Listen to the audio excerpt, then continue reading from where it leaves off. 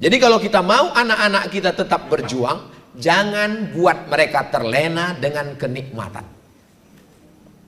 Jangan besarkan anak di tempat nenek, karena dia akan punya penyakit, tidak bisa menyuap makanan, tidak bisa ngangkat gelas, tidak bisa mengikat tali sepatu. Kenapa anak kita tidak bisa menyuap makanan? Karena neneknya akan menyuap, dia baru suap. Dia nggak pandai ngangkat gelasnya, karena gelasnya diangkatkan. Dia nggak pandai ngikat tali sepatunya, sepatunya dipasangkan, diikatkan. Maka buat anak itu mandiri. Bagaimana caranya? Masukkan ke Insan Tama. Kemanapun mutarnya tetap kembali ke Insan Tama.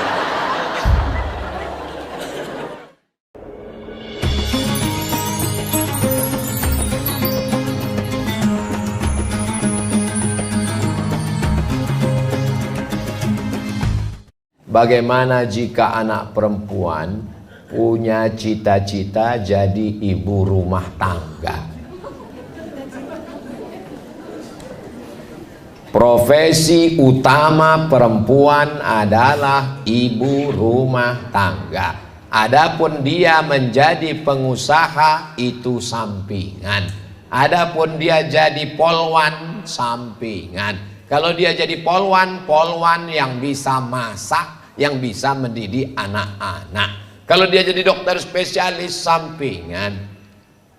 Polwan kalau dia, anak-anak kan susah makan sekarang. Dia mesti bisa nyuruh anaknya makan. Ibu-ibu suka. Dia lihat anaknya suka bintang, dia masakkan telur bentuk bintang. Bintang, makan, makan.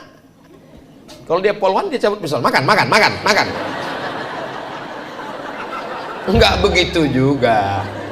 Dia tetap di rumah, tidak sebagai seragamnya itu. Ibu pikir mentang-mentang polwan kalau dia di rumah pakai seragam. Papa, masuk. Dia jadi ibu rumah tangga. Jangan sangka mentang-mentang ibu bisnismen, wanita karir, bisniswoman, banyak uang, bapak kemudian kurang berhasil bisnisnya. Bukan berarti ibu lalu kemudian meremehkan mereka. Suami tetap kepala rumah. Papa, memang yang kaya ini aku. Uangku banyak. Dan kau salah satu dari asnaf fakir miskin. Tapi kau tetap kepala rumah tangga, Pak. Maka kau jangan sampai nggak pede. Nggak usah diomongin. Tidak semua kebenaran itu mesti diucapkan. Menyakitkan, cukup dengan sikap kita saja. Jadi kalau anak ibu mau jadi ibu rumah tangga, itulah perempuan yang solehah. Itu solehah. Yang saya khawatirkan justru pas ditanya, kamu mau jadi apa, nak? Mau jadi tentara, mau jadi bisniswoman, mau jadi wanita karir, nggak mau masak, nggak mau melayani suami, buang-buang waktu aja. Justru itu yang kita khawatirkan. Jadi cita-cita utamanya adalah menjadi ibu rumah tangga, tapi dia tetap bisa berkarir insya Allah. Ustadz, boleh nggak anak saya jadi dokter spesialis? Boleh. Tamat dari Insan Tama, dapat beasiswa fakultas kedokteran, masuk dia, Qurannya ada, bahasa Arabnya bisa, menutup aurat, masuk dia di ruang ICU. Bismillahirrahmanirrahim. Yasin. Dua kemungkinan, nggak sehat, mati. Coba kalau dia nggak sekolah di Insan Tama, nggak pernah dididik agama, rambutnya seperti sarang tawon, warnanya 3 warna merah kuning kelabu, antingnya sampai ke hidung sampai ke bibir, botato semua, kukunya hitam, masuk ke dalam ruang. Mana yang sakit? Mana? Disangka pasien itu malaikat maut. Jadi boleh bekerja, beraktivitas. Ibu silakan jadi apapun dengan syarat dan ketentuan berlaku. Pertama, izin suami. Izinnya harus setulus hati, bukan paksa. Izin Pak, izin. Awas kalau enggak, putus subsidi. Izin, kata si bapak, untuk kamu apa yang enggak kuberikan? Nyawa kuberikan, Ma. Bapak itu kan raja gombal. Nah, Jangan berdua-duaan di tempat yang nggak ada mahram. Jaga-jaga. La tusafiranna, nggak boleh musafir jauh keluar kota tanpa mahram. La tabarrajna tabarrujat, jangan bersolek-solek jahiliyah. Tapi Pak Ustadz, bibir saya pucat betul kayak hantu. Boleh pakai warna kulit, kaedahnya begini. Membuat yang nggak layak jadi layak boleh. Yang sudah layak menjadi terbayak-bayak. Yang sudah layak itu udah nggak usah ditambah-tambahi lagi. Itu kerja setan. Karena setan itu la umanniyannahum, aku buat mereka berhalusinasi. Kata setan, robah alismu, robah, pakai itu ini segala macam. Maka ibu tetap pede dengan apa yang ada sekarang. Yang udah pernah robah apa boleh buat, nggak bisa balik lagi. Banyak-banyak minta ampun, mudah-mudahan Allah mengampuni. Kamu kok glowing ya? Ini bekas wudhu. Oh, jadi kau sangka kami tayamum semua?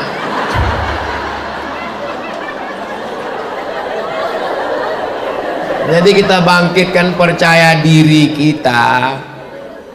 Sebenarnya orang-orang yang mengotak-atik wajahnya itu, orang ngelihat dia malah ngeri. Dia aja yang kepedean. Saya terus terang ngelihat orang yang oplas-oplas itu takut saya nengok mukanya. Iya, bibir bengkak.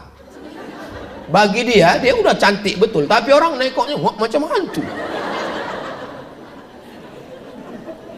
Dia berhalusinasi dengan diri dia sendiri. Itu penyakit, na'udzubillah. Kalau kita ibadah, kita zikir, insya Allah Allah selamatkan kita dari itu semua, insya Allah. Laki-laki melihat perempuan seperti bunga. Bunga ini ada masanya kuntum, mekar, harum, dan akan layu dan mati. Maka bapak mesti siap menerima bunga yang layu. Karena bunga yang tidak layu cuma bunga plastik. Maka sekarang banyak perempuan isi wajahnya kresek. Dagu plastik, hidung plastik, pipi plastik. Ini apa namanya? Bulu mata pun plastik. Plastik, lentik. Ada orang bakar sampah layu. Parah itu. Bagaimana anak bisa jadi seperti Ustadz Somad? Enggak ada disebut Ustadz Somad di sini. Bagaimana anak bisa jadi seperti UAS? Mungkin ini maksudnya Ustadz Asep Supriyat.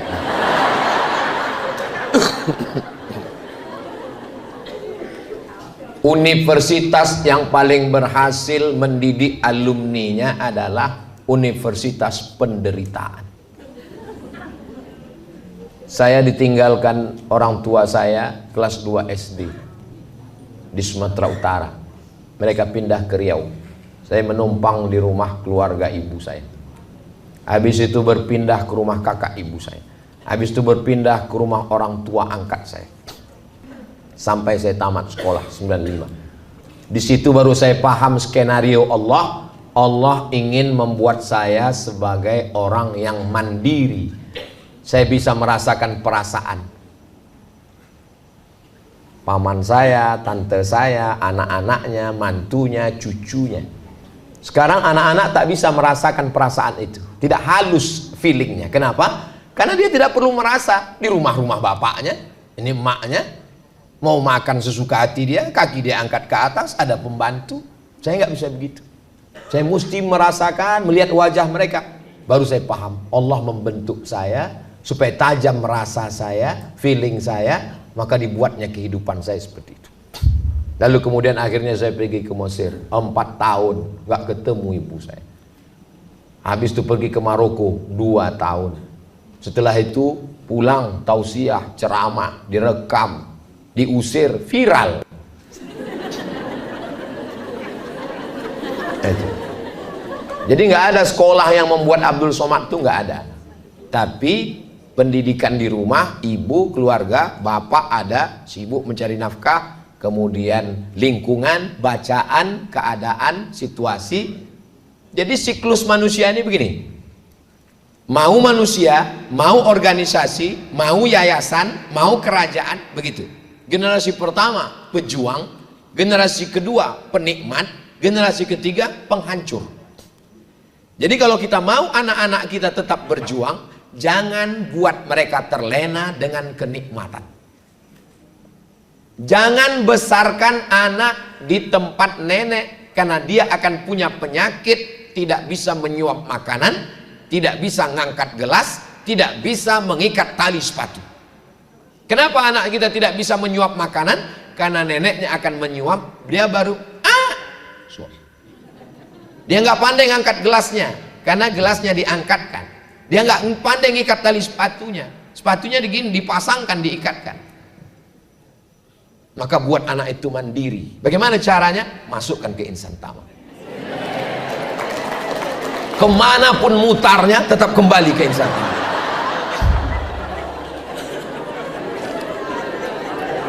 Tamat dari Insan Tama, apakah bisa alumni ini pergi ke Australia? Pede, memang mereka biasa, berkomunikasi lancar. Jadi suruh mencari dana. Dari mana Ustaz tahu? Tadi baju kaosnya udah saya lihat. Dia bisa menulis, dia pergi ke luar negeri, ada yang ke Kairo, ada yang ke Australia, ada yang ke Inggris. Jadi biarkan anak ibu terbang sejauh mata memandang. Di hari petang dia akan pulang, karena dia tahu di mana letak sarang. Dia akan memperbaiki Indonesia, insya Allah. Jangan nanti anaknya mau pergi, mama aku mau pergi ke Cambridge University. Jangan, mama udah tua. Pergi, terbang sejauh mata memandang. Jangan nangis, pergi. Kunci pintu kamar, baru nangis. Doakan dia. Waktu saya mau daftar S3 2017, mak saya umurnya hampir 70, meninggal umur 71. Mak, saya nakut-nakuti dia. Aku udah daftar S3 di Sudan. Sekarang aku mau cuti. Aku tinggal di Sudan 2 tahun.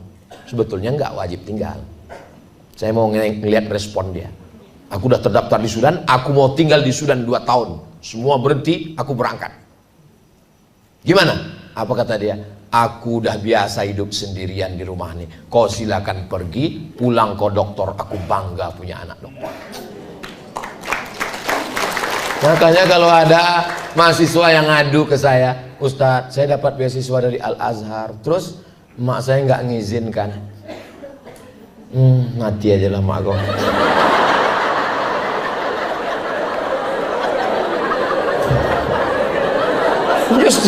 Justru kalau anak ini berhasil kan dapat pahala mengalir sampai hari kiamat. 4 tahun saya, tapi tidak saya ngomongkan gitu. Takut saya sakit hati dia kan. Dalam hati aja tak bisa saya lagi ngomong, udah mah kartu mati udah. Saya maunya ibu-ibu itu jumpa sama saya ceritakan bagaimana mak saya. Sampai terpikir saya waktu di Mesir itu 4 tahun nggak pulang. Jangan-jangan aku ini anak angkat ini. Pulang saya setelah 4 tahun, 98 berangkat, 2002 pulang. Mak rindu nggak sama aku waktu aku di Mesir? Aku rindu betul sama kau. Jadi gimana cara mak kalau rindu? Ku cari anak-anak yang hitam macam kau. Ada anak tetangga hitam. Itu ku belikan baju hari raya, ku undang makan. Karena ku tengok dia hilang rinduku sama kau. Begitu rupanya cara dia mengobati hatinya. Setelah saya pulang, saya jadi ustadz, saya bawa dia ceramah ke Medan. Saya bawa ke hotel. Mat, ya mak, kawanku mau datang, mau jumpa. Bawa dia ke sini. Jumpa di mana? Terserah, mau di kamar, mau di lobi. Di bawah aja lah. Iya, ayo ku kawan. Saya biarkan ngobrol, saya nguping dengar apa cerita orang. Ibu ini nanya, waktu anak kau di Mesir, kuliah lama-lama di Maroko, apa yang kau doakan? Kenapa hati kau kuat berpisah? Kenapa dia sehat? Aku tiap malam mendoakan dia, kubacakan 100 kali Al-Fatihah. Untuk anakku Abdul Somad, sehatkan dia ya Allah. Al-Fatihah. Bertawassul dengan surat Al-Fatihah masyru', sunnah.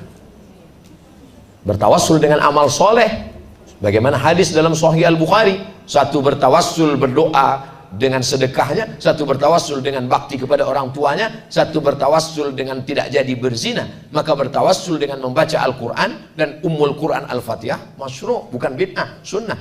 Membaca Al-Fatihah atau dengan bersedekah. Datang jamaah, Ustadz tadi saya lewat di depan rumah emak Ustadz, Oh ibu tahu? Ya saya selalu dulu datang waktu beliau masih hidup. Di antara ceritanya Pak Ustadz, apa cerita dia? Aku selalu menzikirkan anakku. Apa dibacakannya untuk saya bu? Dibacakannya tahlil la ilaha illallah 1000 sampai 3000 kali untuk engkau Ustadz Somad. Ibu.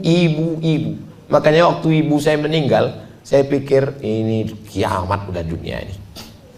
Tak ada lagi tempat meminta tolong. Rupanya sampai hari ini masih ada sisa-sisa doanya yang makbul. Maka doakan anak-anak ibu, kalau nanti dia tamat insan tamat, dia mau pergi, ibu izinkan atau tidak?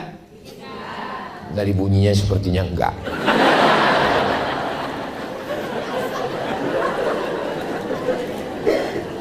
Bagaimana agar suami istri bisa satu frekuensi dalam mendidik anak remaja Pak Ustadz?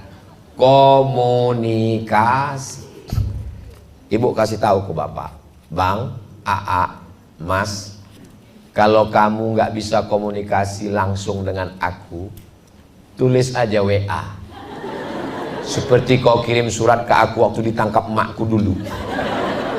Karena ada laki-laki ini kalau dia ngomong dia nggak bisa mengungkapkan kata-katanya pakai surat. Dulu waktu dia menyurati ibu, ku biarkan pena ini menari-nari di atas kertas yang suci. Akhirnya dihanyutkannya ke sungai, nganyut ke Jakarta. Nah, jadi suruh dia buat WA. Apa yang dia nggak senang? Supaya bisa dikomunikasikan, duduk ngobrol bersama. Kalau acara pengajian di sekolah, buatkan khusus. Sebenarnya orang tua ini perlu konseling. Duduk bersama, psikolog dudukkan dengan ustadz, satu dari aspek agama, satu dari aspek psikologis, supaya selesai masalah. Karena kalau yang satu mengatakan saya mau anak saya pakai celana jeans metal dunia, ibu mengatakan anak saya mesti akhirat agama, nggak ketemu titiknya. Dulu kok bisa kalian ketemu ya? Anak itu ada kan karena kalian ketemu, nggak mungkin jadi melalui Bluetooth. Nah jadi kalian mesti berkomunikasi, ketemu untuk kebaikan mereka bersama. Insya Allah ada titik temunya. Karena suami yang tidak mengerti, istri yang tidak mengerti, mereka juga hamba Allah. Qalbul mu'min baina asabi'ir rahman. Hatinya itu milik Allah Ta'ala. Tak ada yang sulit bagi Allah. Innama amruhu idza arada syai'an ayaqula lahu kun. Jangan pernah berhenti usaha, bawa pengajian, undang di acara majelis pengajian wali murid insan tama, hadiri kajian-kajian. Ada Ustadz Ismail Yusanto, ada Ustadz Asep Supriyatna, ada Ustadz Somad melalui online. Tapi ada yang paling hebat lagi, ad-doa silahul mu'min, doa senjatanya. Maka ibu sholat hajat 2 rakaat, sujud terakhir dalam hati, ya Allah bukakan pintu hati suamiku biar supaya satu frekuensi dia dengan aku. Jangan sampai nanti aku masuk surga, dia masuk neraka jahanam. Insya Allah Allah bukakan hati bapak, Allah bukakan hati ibu, insya Allah. Itulah agaknya yang dapat saya sampaikan pada kesempatan yang baik ini. Di akhir majelis mari kita sama berdoa, mudah-mudahan keluarga kita sakinah mawaddah warahmah, anak-anak kita soleh dan solihah, bersama kita di insan tama hingga ke surga bersama Rasulullah. Untuk niat yang baik-baik ini, Al-Fatihah. A'udzubillahi minasyaitonir